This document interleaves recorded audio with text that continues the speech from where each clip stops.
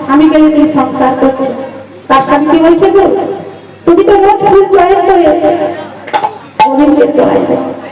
মা, প্রত্যেকটি নারীর কর্তব্য সকালবেলা ঘুম থেকে উঠে স্বামীর চরণ দর্শন করা। তোমার সংসারের গোবিন্দ কখন বাসরে আবাসে বেঁধে যাবে, সঙ্গ থেকে ছেড়ে চলে যাবে, সবাই মাথাতে হইতে হবে। তাই স্বামীকে আমরা অবহেলা বলা সুন্দর করে আমরা সম্মতি বলে। তাই আজ মাধব হচ্ছে, আমি রোজ কাছের কবিদের বলে আসলাম, ওরে কবি ওরা পূর্বের প্রতিদিন যদি আমি গোবিন্দের গলায় মালা করে করতে পারি। তাই আজ মাধব দাস বলছে, মাধবী তো সুন্দর ভক্তিমতী, গোবিন্দ সেবা দেয়। তাই মাধব তাকে পরীক্ষা করেন। মাধব দাস বলছে, মাধবী তুমি আমার গলায় মালা দেবে? কেন দেবো না প্রভু, আমি আর রাত থেকে এসেছি, সুন্দর করে মালা গেছি তোমার গলায়। তাই মাধবী আজ কাঁদছে, বলছে, ওরে বুড়ি তারা আজকাল থাকিস না, আমার আগ্রহ দিয়েছিলাম মালা রাখতে। প্রত্যেকটা স্ত্রী প্রত্যেকটি স্বামীকে তার জন্মদিন হয়েছে, এই দিনে শিবের মধ্যে সবাই জল ঢালতেছে, কারণ যে শিবকে আছে তাকে যদি জগন্নাথের কাছে অনেক। তাই আমার মাধবী আগে গাছের কাছে সব বন্দি করে গাছ পাইকারে ঢুকেছে, তাকে ফুলি আজকে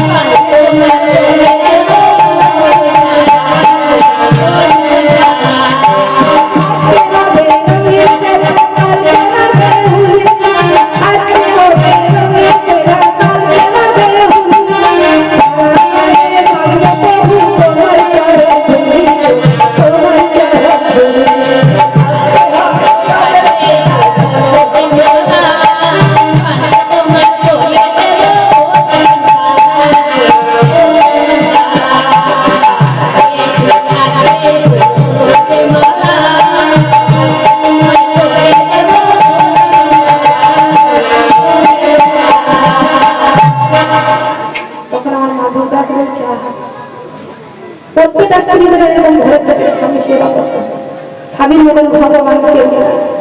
আর আমরা কি করি তো স্বামীর কথা শুনি না, তার সংসারে আমাদের অশান্তি হয়ে রয়েছে, সবার কথা শুনতে হয়। তাই আমি মাধবীরা সুন্দর করে তাদের জীবন কেটে যাচ্ছে। আর মাধব দাস কি করতেন, তিনি মাধবী করে নিয়ে আসতেন, দুজনে মিলে গোপাল সেবা দিতেন। একদিন মাধবী দেখলেন তার বাড়ির এক কোণে একটা পাখি বাসা বেঁধেছে, তাতে ডিম পেড়েছে, ডিম থেকে বাচ্চা। মাধবীর মনে খুব কষ্ট হলো, আমি যে গোপালকে রেখেছি, যখন এই ঘোড়া ধরে আমরা থাকবো আমার গোপালকে কে সেবা দেবে? আর মাধবী চিন্তা করলেন, বললেন, গানাই গোবিন্দ তুমি আমাকে একটা কৃষ্ণ ভক্ত সন্তান দাও, যখন এই ঘোড়া ধরে আমি না থাকবো তোমার সেবা দেবে। মাধব দাস ভিক্ষা করতে চলে গেল। মাধবী একদিন বললেন, আমাদের একটি সন্তান অনেক ভালো হতো, আর কি করতেন গোবিন্দের সেবা দিতে। মাধব দাস যেটা তুমি ভালো মনে সেটাই দেবে। এই করতে করে দিন যায়, বছর যায়, মাধবী সন্তান সম্ভব হয়। আর মাধব দাস কি করে মাধবী করতে চাই, যার বন্ধু আছে তাকে দেখার জন্য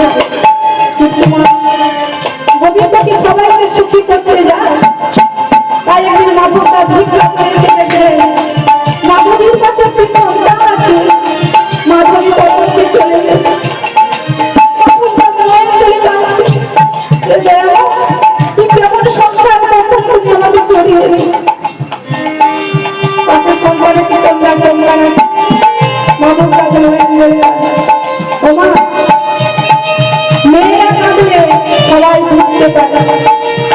ছেলেরা যখন তাদের খাতা খারাপ করে কিন্তু বুঝতে পারে না। তার প্রমাণ আছে,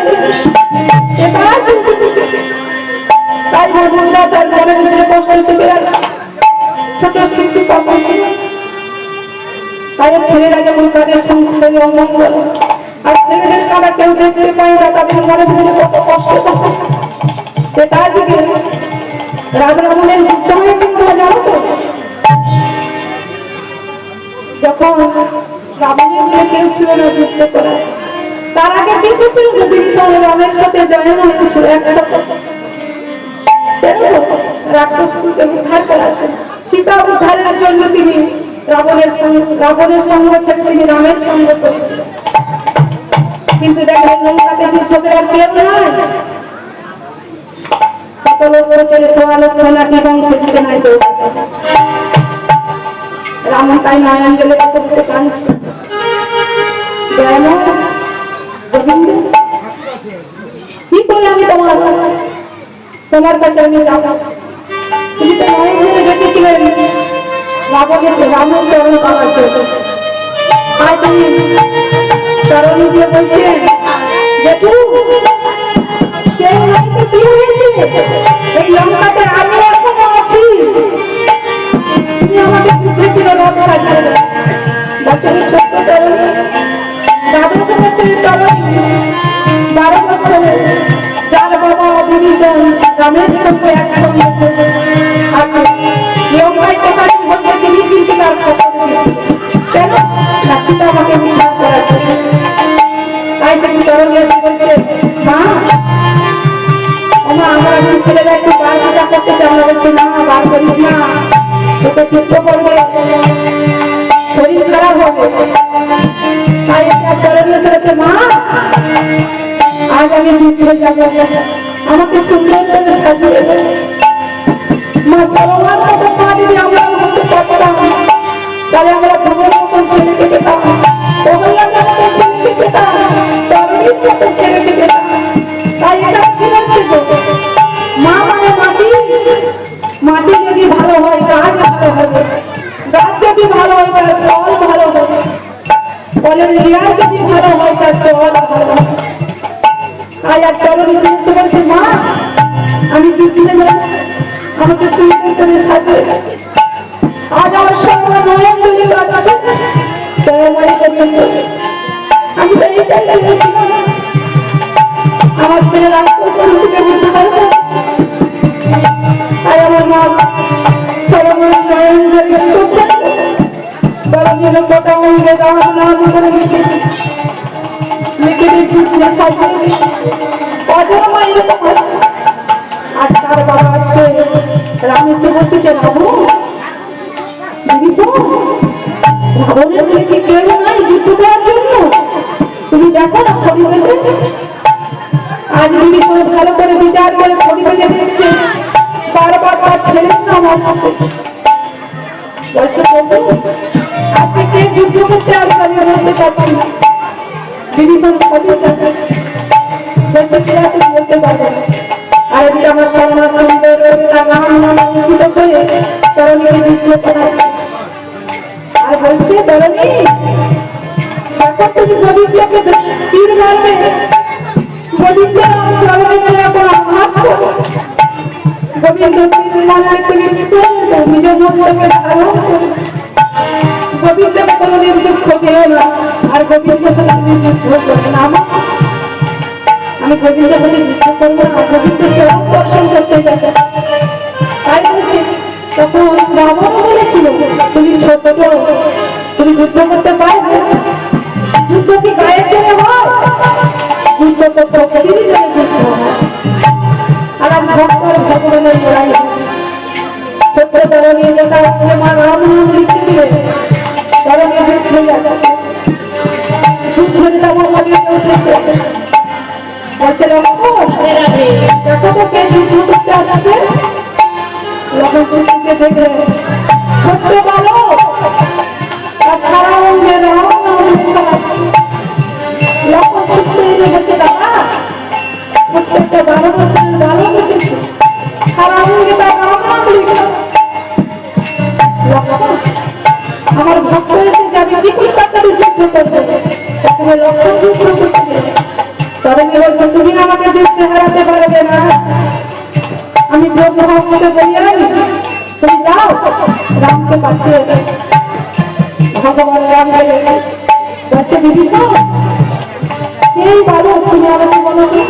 বিভীষণের মন কেঁদে ফেটে যাচ্ছে, বলতে পারছে না যে আমার সন্তান যদি আমি বলে ভগবান আমার ছেলেকে যুদ্ধে হারাবে না, আর আমার ছেলে রাক্ষস থেকে উদ্ধার পাবে না, তাই মনের দুঃখ চেপে দেবে। আর রামচন্দ্র যুদ্ধ করতে যাবে, তুমি তো যুদ্ধের সময় আমাকে বলে দাও যদি মেঘের আলোর হয়েছিল, তুমি হচ্ছে মেঘের আলো থেকে যুদ্ধ করছে, প্রভু মেঘকে সরিয়ে দাও, তুমি মেঘনাথকে বধ করতে পারবে। আজকে তুমি কিছু বলছো না কেন? রামকে রামনাথ লেখা আছে, বলো না বিভীষণকে যুদ্ধ করে এসেছে। আমি বলতে পারবো না, তুমি শুনেছি নাকি রাবণের ভাই করেছে, তাই আমার যুদ্ধ করতে গেছিলাম, যে দেখছি গোটা হচ্ছে রাম গোটা হচ্ছে রাম লেখা আছে, আমি কোথায় কি লিখতে পারবো?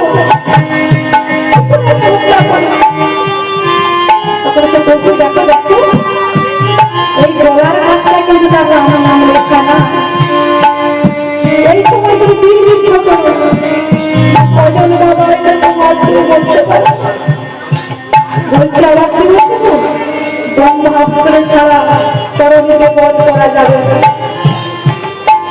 তাই আমার রামচন্দ্র কি করলেন তো ব্রহ্মাস্ত্র প্রয়োগ করলে তরণীর মতো কেটে ফেললেন, কথা বলতে রাম রাম বলছে বিভীষণ বলতে যে বলেন কাঁদছে। ভগবান রামচন্দ্র বলছে এই দেহ রক্তে ভরে যাচ্ছে, তুমি আরো বলতেছ বলছে তরণী যতক্ষণ দেহের প্রাণ আছে ততক্ষণ রাম রাম যতক্ষণ দেহে আছে ভগবানের নাম বলো, একবার আমাকে বাবা বলে উঠা। তখন রাম ছুটে বুঝতে পারছে বিভীষণকে তুমি কেন ভয় করো, আমার সন্তান তুমি আগে কেন বলো বিভীষণ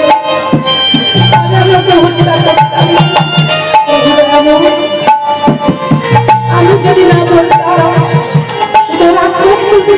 বলতাম তোমার চরণ পেতে আজ নরেন্দ্রের বছর প্রত্যেকটি বাবার প্রাণের হাত জমা তাই বলছে বিভীষণ তুমি কি বলতাম বলো, কি বলতাম বলো এ জন্মতেই তোমার সেবাই লাগবে না, আমার তরণী তোমার সঙ্গে তুমি সবসময় রাখো। আরে রামচন্দ্র তোমার তরণীকে আমি যুগে যুগে আমার সঙ্গে রাখো।